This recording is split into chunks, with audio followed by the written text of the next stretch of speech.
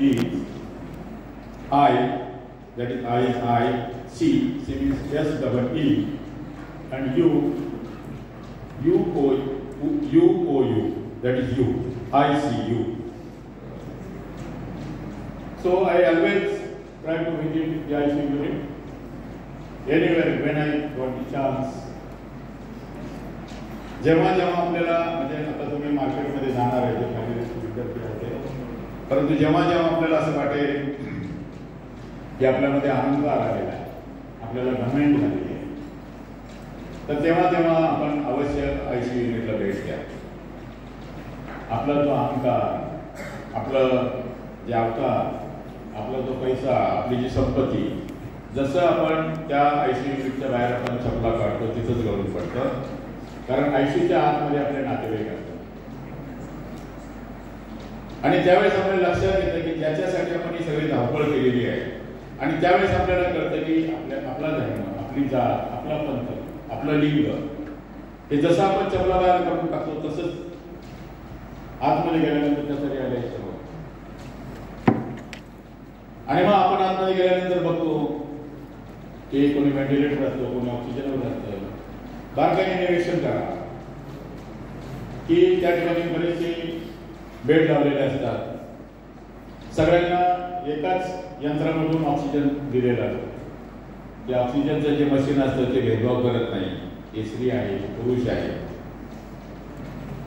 हा गरीब आहे, ते श्रीमंत आहे.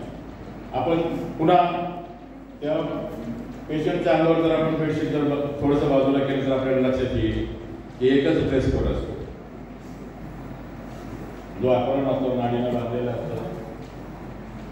आणि आपल्याला लक्षात येतं की त्या ठिकाणी सुद्धा लिंग भेद नाही, जाती भेद नाही, धर्म भेद नाही, काहीच नाही. फक्त माणूस म्हणून आपण त्या ठिकाणी बघत असतो.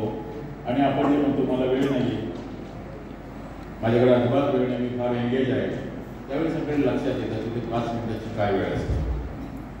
आपण आपले नातेवाईक ज्यावेळेस आतमध्ये असतात तर आपल्याला असं वाटतं की याने एक दिवस तरी आपल्याकडे बघावं, 5 मिनिटं तरी बघावं, 5 मिनिटं तरी डोळे उघडावं.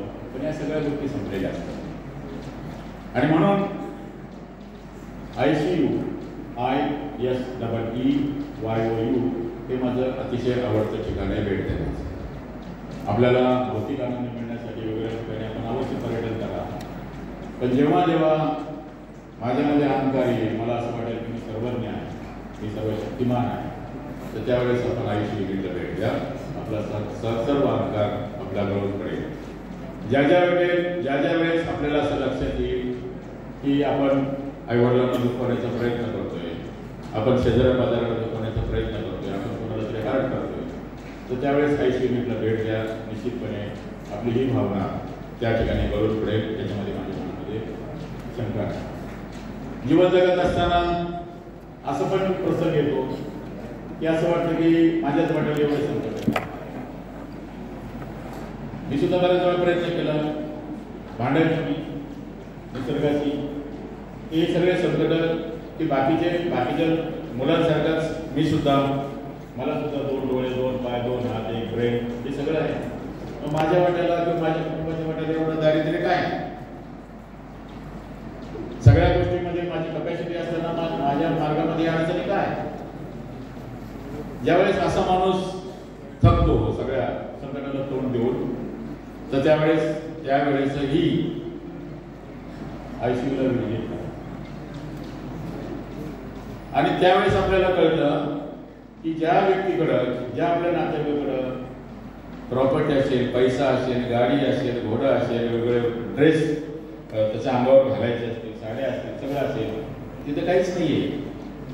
तिथं त्या हॉस्पिटलने दिलेला त्याचा तो पेहराव जो आहे तो त्यांनी घातलेला नाही, तो बेडवर पडलेला आहे. आणि त्याचे नातेवाईक बघताय की याच्यातून याची कशी सुटका होईल किंवा याला कसं रिकवर होईल. आणि आपण बाहेर असतो त्यावेळेस आपण आपल्याकडे बघायचं आहे की जो जीवन जगण्यासाठी किंवा पुन्हा नॉर्मल जीवन जगण्यासाठी धडपड करतोय, मी तर दर्जाकट आहे ना. मी ICUच्या दरवाजाच्या जे बाहेर मी दर्जाकट आहे, तो जगण्यासाठी धडपड करतोय. मी फक्त संकटाला मात करण्यासाठी धडपड करतोय. माझ्यामध्ये ती क्षमता आहे, मी पुन्हा फाईट करतो. त्याच्यामुळे कोणी असं समजण्याचं काही कारण नाही आहे की जास्त प्रॉपर्टी आली काय झालं तरी आयसीयूला भेटत्या आणि संकट आले तरी आयसीयूला भेटत्या. आपण बरोबर जागेवर येतो आणि माणूस म्हणून निसर्गाने आणि निसर्गात पण हेच अपेक्षित आहे.